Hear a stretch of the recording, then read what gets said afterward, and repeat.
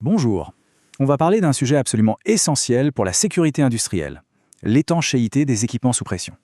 C'est bien qu'un équipement résiste à la pression, mais sa vraie fiabilité, au quotidien, elle se juge sur l'absence de fuite. Et c'est là que le savoir-faire fait vraiment toute la différence. Voilà une situation que tous les gens de terrain connaissent par cœur. Un équipement passe son test de résistance, il est officiellement validé. Et pourtant, quelques temps après sa mise en service, on découvre une fuite. Alors comment c'est possible? C'est exactement ce qu'on va décortiquer ensemble. Pour comprendre ce paradoxe, il faut d'abord éclaircir un point fondamental. La résistance et l'étanchéité, ce n'est pas du tout la même chose. Ce sont deux aspects bien distincts de la fiabilité d'une installation. Alors, concrètement, ça veut dire quoi? La résistance, on va dire que c'est la force brute de l'équipement. Est-ce que l'enveloppe métallique va tenir le coup sans se déformer ou casser? L'étanchéité, c'est beaucoup plus subtil. Là, on s'intéresse aux points de connexion, les joints, les raccords. On cherche à savoir si le fluide reste bien là où il doit être, sans s'échapper. Et l'expérience le prouve tous les jours sur le terrain, une fuite ça vient quasiment jamais du métal, de la tuyauterie ou de la cuve elle-même. Non, l'origine ce sont les assemblages, les points de jonction. C'est donc précisément là-dessus qu'il faut concentrer toute son attention. Bon, maintenant que cette distinction est claire, passons à la pratique. Quand on part à la chasse aux fuites, par où on commence? Un inspecteur qui a de l'expérience, il sait qu'il y a des points chauds à vérifier en priorité. Et en tête de liste, on a les assemblages à bride.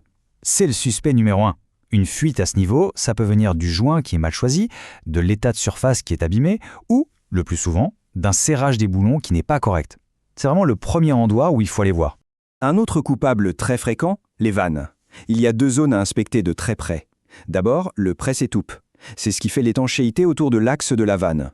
Et ensuite, le joint de chapeau, qui se trouve entre le corps et le couvercle de la vanne. Et enfin, il y a le piège classique, on a tendance à sous-estimer les petits raccordements, les lignes qui vont vers les capteurs de pression, les manomètres. Ces petites connexions, il y en a partout, et elles sont souvent la source de fuites discrètes mais continues, celles qu'on ne trouve que si on les cherche vraiment. Ok, on sait où chercher. Maintenant, la question c'est comment on cherche. Un vrai professionnel n'utilise pas toujours la même technique. Il choisit la méthode la plus intelligente en fonction de la situation, du produit dans les tuyaux et du niveau de précision qu'on attend. Ce tableau y résume un peu les grands classiques. La solution moussante, le fameux 1000 bulles, c'est parfait pour trouver une fuite rapidement, on la voit tout de suite. Le test de chute de pression, là c'est plus technique, on veut mesurer un débit de fuite global sur tout un circuit. La boîte à vide, c'est très ciblé pour tester une soudure par exemple. Et puis la détection à l'hélium, là on est dans la haute technologie, pour les cas où absolument rien ne doit fuir.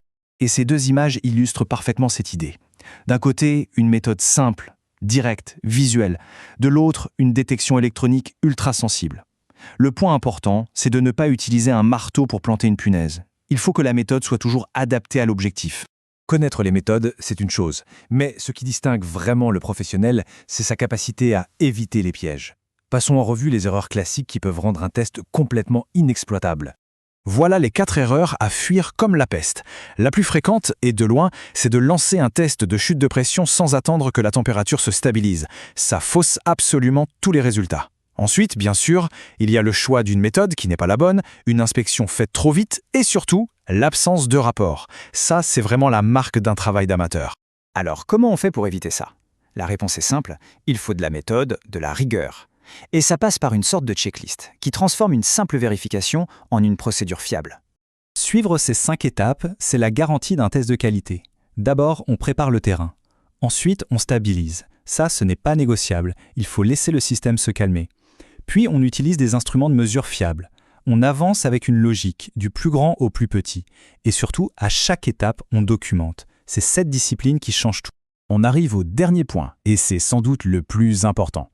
Un test qui n'est pas prouvé n'a au final aucune valeur. La documentation, ce n'est pas juste de la paperasse, c'est la preuve concrète du travail et de l'expertise technique qui ont été déployés. Tout est résumé ici. Il y a les outils, les relevés et le rapport. Le test sur le terrain est peut-être terminé, mais la mission, elle, n'est vraiment achevée qu'au moment où ce rapport est rempli dans les règles de l'art, détaillé et signé. C'est ça, la preuve ultime. Voilà le message clé à retenir. Un test professionnel, ce n'est pas un acte isolé. Une autre personne, avec les mêmes informations, doit être capable de refaire le test et d'obtenir le même résultat. Et ça, ce n'est possible que si la documentation est impeccable. Quelle méthode, dans quelles conditions et avec quels résultats? Et on termine avec cette question. Une question à se poser à chaque fois. Est-ce que ce test est une simple action qu'on a cochée sur une liste ou est-ce que c'est la construction d'une preuve solide, traçable et défendable en cas de problème? C'est cette exigence qui définit le vrai professionnalisme.